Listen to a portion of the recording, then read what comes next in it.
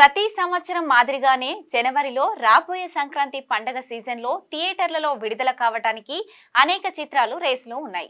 Ram Charan game changer, Balakrishna NBK 109, Venkatesh సంక్రాంతికి వస్తున్నాం, సందీప్ కిషన్ మజాకా వారి బెర్తును ధృవీకరించాయి. ప్రస్తుతం ఈ 4 సినిమాలు వివిధ నిర్మాణ దశలో ఉన్నాయి. నిర్మాతలు, పంపిణీదారులు, ఇతర వాటాదారుల పెట్టుబడి వందల కోట్లలో ఉంది. అయితే వచ్చే సంక్రాంతి 2025 ఇద్దరికి చెందినవి. ఈ సినిమాల విజయం ఈ ఇద్దరికి చాలా కీలకం. సినిమాల పెట్టుబడి వందల కోట్లలో ఉన్నప్పటికీ వచ్చే సంక్రాంతి 2025 ఈ సినిమాల విజయం చాలా కీలకం. ముందుగా 2025 సంక్రాంతికి విడుదలయ్యే 4 సినిమాల్లో 3 దిల్ రాజ్ కి చెందినవి. గేమ్ చేంజర్, సంక్రాంతికి వస్తున్న చిత్రాలకు ఆయనే నిర్మాత. ఎన్బీకే 109 నిజాం ఏరియాని పంపిణీ చేయనున్నారు. దిల్ రాజ్ కి 2024 ఫలవంతమైన సంవత్సరం కాదు.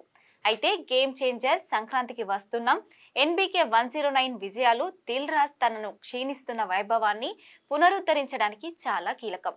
ముఖ్యంగా గేమ్ చేంజర్ సినిమాపై భారీగా పెట్టుబడి పెట్టి ఊపిరి పీల్చుకోవడానికి దిల్ రాజ్ కి బ్లాక్ బస్టర్ కావాలి. యుఎస్ఏ డిస్ట్రిబ్యూటర్ శ్లోకా ఎంటర్టైన్మెంట్స్ 2023లో పంపిణీ సంస్థ ఉత్తర అమెరికాలో సంక్రాంతి సీజన్ లో వాల్తేరు వీరయ్య, వీరసింహారెడ్డి మరియు వారసుడు అనే 3 చిత్రాలను విడుదల చేసింది.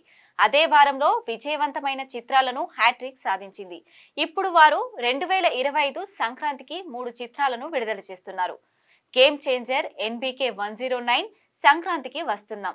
సంక్రాంతి సందర్భంగా మళ్లీ విజయవంతమైన చిత్రాల హ్యాట్రిక్ సాధించడానికి చాలా ఆసక్తిగా ఉంది. అయితే ఇదే తరహాలో భారీ బడ్జెట్ తో వస్తున్న సినిమాల నేపథ్యంలో అల్లు అర్జున్ దెబ్బతో సీఎం రేవంత్ రెడ్డి ప్రకటించిన బెనిఫిట్ షో రద్దు కారణంగా సంక్రాంతికి వచ్చే మూవీస్ పై ఎలాంటి దెబ్బ పడుతుంది అనే అంశం ఆసక్తికరంగా మారింది.